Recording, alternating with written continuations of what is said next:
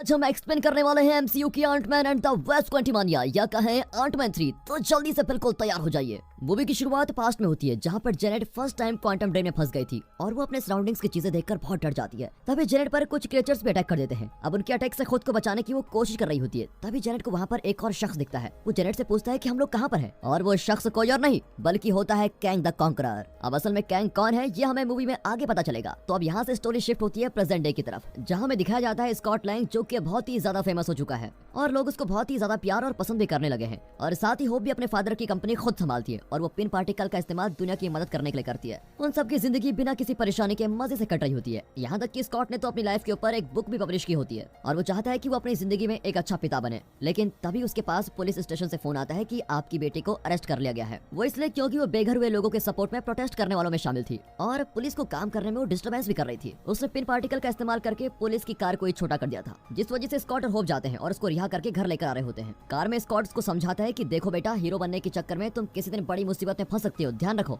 जिस पर उसकी बेटी कैसी कहती है कि पापा मैं बड़ी हो गई हूँ और मेरे पास तो एक सूट भी है, तो मैं अपनी सेफ्टी का ध्यान खुद रख सकती हूँ। यहाँ पर स्कॉट को फर्स्ट टाइम पता चलता है कि कैजी के पास भी उसका एक पर्सनल सूट है जिसे होप ने उसको दिया है। अब आगे हम उन तीनों को हैंक और जेनेट के साथ लंच करता हुआ देखते हैं, क्योंकि वो सब अब एक ही साथ रहते हैं। वहाँ रहकर कैसी क्वांटम ड्रेन के बारे में और ज्यादा स्टडी करने की कोशिश करती है। हैंक स्कॉट को दिखाता है कि उसने चींटियों के ऊपर और भी कुछ एक्सपेरिमेंट किए हैं, जिस वजह से अब वो आंट कोई भी स्ट्रक्चर कंस्ट्रक्ट कर सकती है। और अब कैसी भी सबको बताती है कि उसने एक डिवाइस बनाया है जिससे वे क्वांटम ड्रेन के बारे में और अच्छे से स्टडी और रिसर्च कर सकते हैं। लेकिन इस बात को सुन जेनेट के तो रोंगटे खड़े हो जाते हैं, क्योंकि जेनेट ने अपनी जिंदगी के 30 साल वहाँ बिताए हैं और उसे पता है कि क्वांटम ड्रेन कितना डेंजरस साबित हो सकता है। लेकिन कैसी उनसे कहती है कि क्वांटम ड्रेन के बारे में जानने के लिए उनको वहाँ जाने की कोई जरूरत नहीं है। इस डिवाइस की मदद से हम यहाँ बैठकर उस सब के बारे में जान सकते हैं जो वहाँ पर मौजूद है। साथ ही वो ये भी बताती है कि इस डिवाइस के जरिए क्वांटम ड्रेन में सिग्नल भेजा जाता है और फिर वहाँ की सारी चीजें ये डिवाइस दिखा देता है। अब सिग्नल का नाम सुनते ही जेनेट की रूह कांप जाती है और वो डिवाइस को तुरंत बंद कर देती है। बट अनफॉर्चुनेटली डिवाइस अपने आप शुरू हो जाता है और सबको अंदर खींच लेता है, यहाँ तक कि हैंक की चींटियां भी उसके अंदर चली जाती है और स्कॉट और कैसी एक साथ गिर जाते हैं। और जब वो अपने सराउंडिंग में देखते हैं तो बिल्कुल कंफ्यूज हो जाते हैं कि आखिर ये चीज क्या है और हम कहाँ पर आ गए हैं।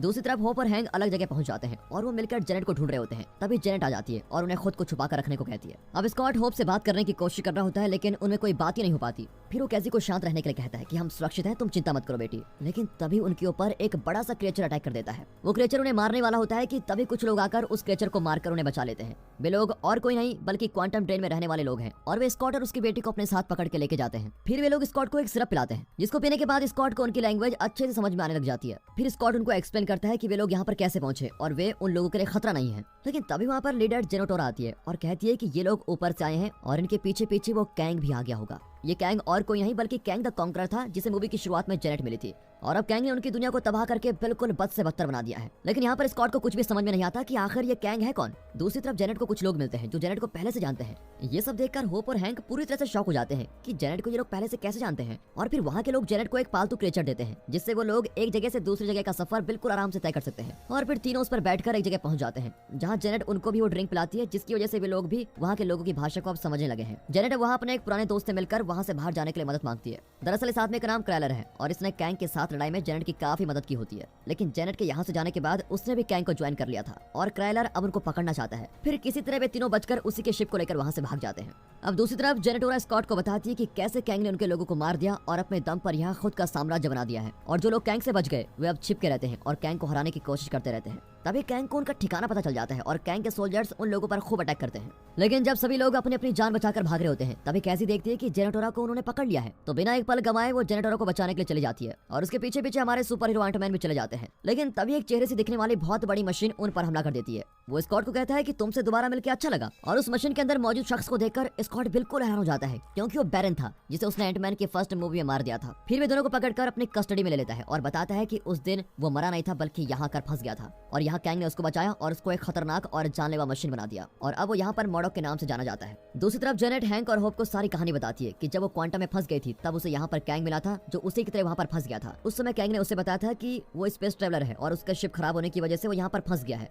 और कैंग के उस शिप की खूबी ये थी कि वो उसके जरिए किसी भी टाइम जोन और यूनिवर्स में ट्रैवल कर सकता है। इसलिए जेनेट उसके साथ मिलकर उस शिप की एनर्जी को रिचार्ज करने की कोशिश में लग जाती है। उस समय जेनेट ने ये इसलिए किया था ताकि वो भी कैंग के साथ साथ वहाँ से वापस अपने घर जा सके और फिर इस काम को करने में उनको कई साल लग जाते हैं। फिर काफी कोशिश करने के बाद उन्होंने फाइनली उस एनर्जी को रिचार्ज कर लिया था। कैंग का ये शिप पूरी तरह से न्यूरोमाइंड से कनेक्टेड था, यानी कि इस शिप को सिर्फ कैंग का ही दिमाग कंट्रोल कर सकता था। लेकिन जैसे जेनेट उस शिप को छूती है तो उसको विजन आते हैं जिसमें कैंग ने कई यूनिवर्स को तबाह कर दिया होता है। दरअसल कैंग क्वांटम में फंसा नहीं था, बल्कि किसी ने उसको यहाँ पर फंसाया था ताकि वो बाहर ना आ सके और किसी भी यूनिवर्स को डिस्ट्रॉय न कर सके। लेकिन जेनेट की मदद करने के बाद अब उसका शिप बिल्कुल एक्टिवेट हो जाता है और उसके पास उसका अपना सूट भी होता है। अब जेनेट को सब कुछ पता चलने के बावजूद भी कैंग कहता है कि मैं आपको आपके घर पहुंचा दूंगा और आपके प्लेनेट को भी कभी डिस्ट्रॉय नहीं करूंगा। लेकिन जेनेट को उस पर भरोसा नहीं होता, इसलिए वो उस एनर्जी को लेकर वहां से भागने लगती है। लेकिन कैंग के पास अब उसका सूट आ गया था, इसकी वजह से जेनेट को बहुत मुश्किल होती है। तो जेनेट के पास सिर्फ एक ही ऑप्शन बचता है और वो था एनर्जी कोर को अपने पार्टिकल से बहुत बड़ा करना, और फिर वो उसको बहुत बड़ा कर देती है। इसकी वजह से कैंग उसके एनर्जी कोर तक पहुंच नहीं पाता और तभी से कैंग हमेशा के लिए इस क्वांटम में फंस जाता है। लेकिन अब क्योंकि उसको उसका सूट मिल चुका था, इसी वजह से उसने वहां पर अपना एक एम्पायर खड़ा कर दिया और जेनेट कई सालों तक चुपके से उससे लड़ती रही। लेकिन बाद में हैंक ने उसको बचा लिया और उसको वापस घर ले आया।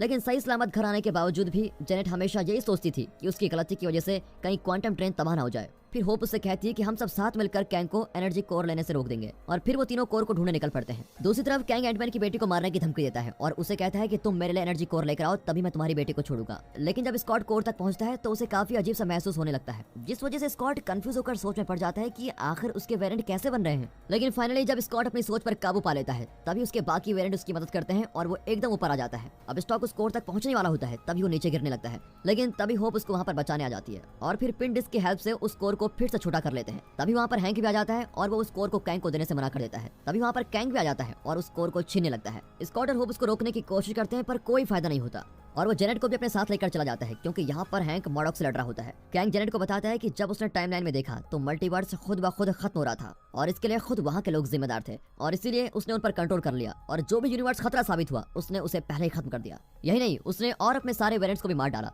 लेकिन इन सब में उसे करोड़ों जान लेनी पड़ी, लेकिन इसके बावजूद भी उसे कोई फर्क नहीं पड़ता। यहाँ स्कॉट और होप के पास हैंक आता है जिसके पास उसकी एंट होती है जो कि बहुत ही जायंट होती है। हैंक बताता है कि इन चींटियों ने कई सालों को कुछ मिनट में ही बिता दिया है और ये अपनी इंटेलिजेंस से और भी ज्यादा स्मार्ट हो गई है और इन चींटियों ने ही मुझे ढूंढ निकाला। फिर जब कैजी को कैंग के सिपाही लेके जा रहे होते हैं तो उन सबको मारकर वो जेनेटर को छुड़ाने के लिए भाग जाती है। अब जेनेटर उससे कहती है कि मुझे मेरे लोगों को ये संदेश देना है कि हम एक साथ हमला करें ताकि हम उस कैंग द कॉन्करर को हरा सकें। तभी कैसी वहाँ के सिस्टम को कंट्रोल करके उन सबको एक मैसेज दे देती है और वो बताती है कि हम टावर के अंदर हैं और तुमको टावर के बाहर हमला करना है। अब इस मैसेज को स्टॉक भी सुन रहा होता है। फिर वो लोग टावर की तरफ बढ़ने लगते हैं। अब कैंग भी पूरे एम्पायर के साथ वहां से निकलने के लिए तैयार होता है और फिर कैंग एनर्जी कोर को अपने शिप में लगा देता है और निकलने के ऑर्डर देता है।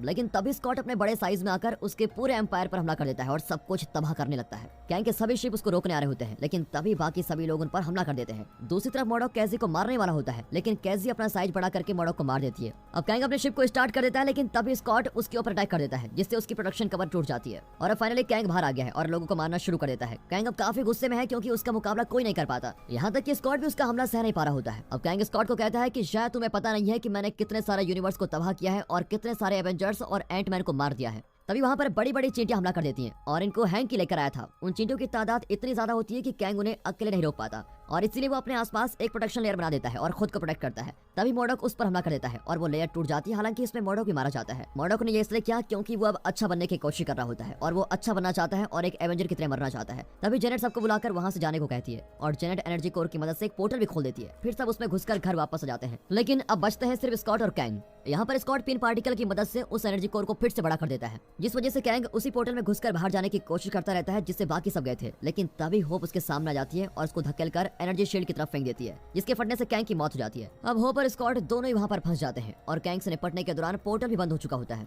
लेकिन इसके बावजूद भी वो खुश होते हैं क्योंकि उन्होंने सबको बचा लिया है और कैंग भी मारा गया है। लेकिन तभी कैजी अपने डिवाइस से पोर्टल खोल देती है और वो दोनों वापस आ जाते हैं। और दोस्तों यहीं पर ये मूवी खत्म होती है।